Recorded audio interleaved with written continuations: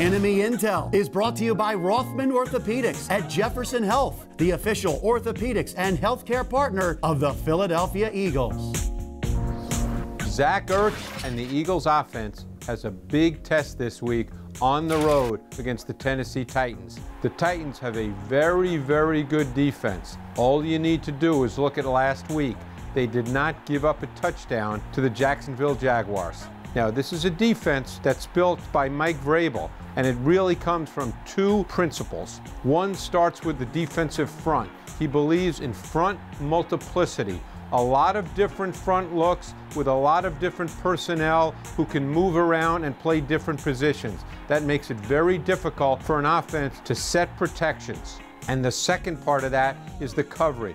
A lot of disguise before the snap of the ball, late movement to get to basic concepts, but you don't know what those concepts are, such as cover 2, cover 3, before the snap of the ball because of the disguise and the movement. And we see that against Deshaun Watson and the Houston Texans. Look at the front. This is a really difficult look to figure out now to see how to block this. And then look at the coverage. It looks like single high right now, but it won't be single high after the ball is snapped. In fact, it becomes a 2-shell look that looks like cover 2. But the front here is what's important. There's a lot of moving parts before the snap of the ball and after the snap of the ball. And sometimes you do that just to set up one-on-ones. And that's what happens here.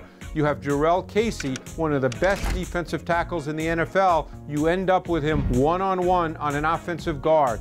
The Titans will take that every time, and they sack Deshaun Watson. Again, I spoke about the fronts. Let's see it again last week against the Jaguars. Here's a front that Mike Vrabel brought with him from Houston. It's a 5 across front.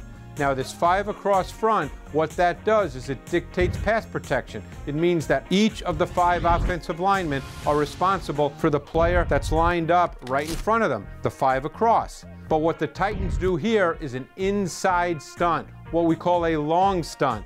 You'll notice that Jurrell Casey, who's the right tackle here, the right defensive tackle, he will loop around 2 players, and Darren Bates does a terrific job of immediately slanting hard inside, taking the guard with him, and the guard is the one who's responsible for Casey on the stunt. This is the kind of thing the Titans do, and keep one thing in mind.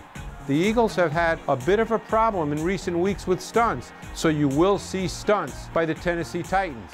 This defense will present a big challenge for the Eagles offense in Game 2 with Carson Wentz at the quarterback position.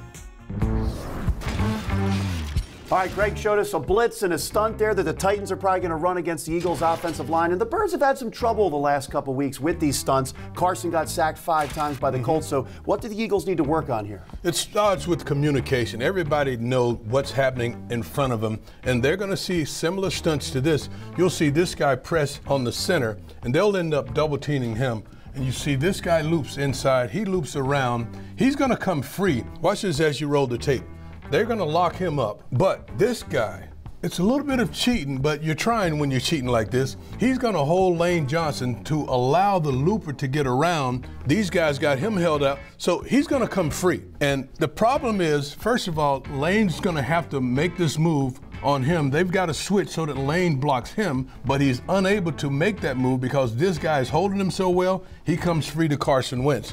They're going to see very similar type pressures from the Tennessee Titans, and they have to be able to slide and stay square and pick those guys up coming on stunts. The good thing we saw from Carson Wentz, he had that escapability back, his mobility to elude rushers. Yes. And the thing that you got to love is even though he's going to run for a first down here, he wasn't worried about his knee because he kept his eyes down the field and up. Well, this is the thing about Carson Wentz. He's the equalizer, and he really can make the offensive line look good even when you have breakdowns.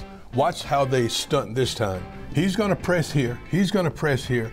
This outside guy is going to loop to the inside.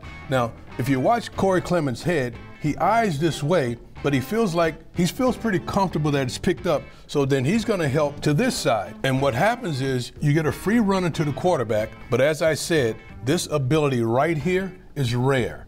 You got a free rusher. He's able to get away from this guy, spin, get to the outside, and he does things that not many people can do. He picks up a first down in a situation where most quarterbacks would have been sacks. He's an equalizer.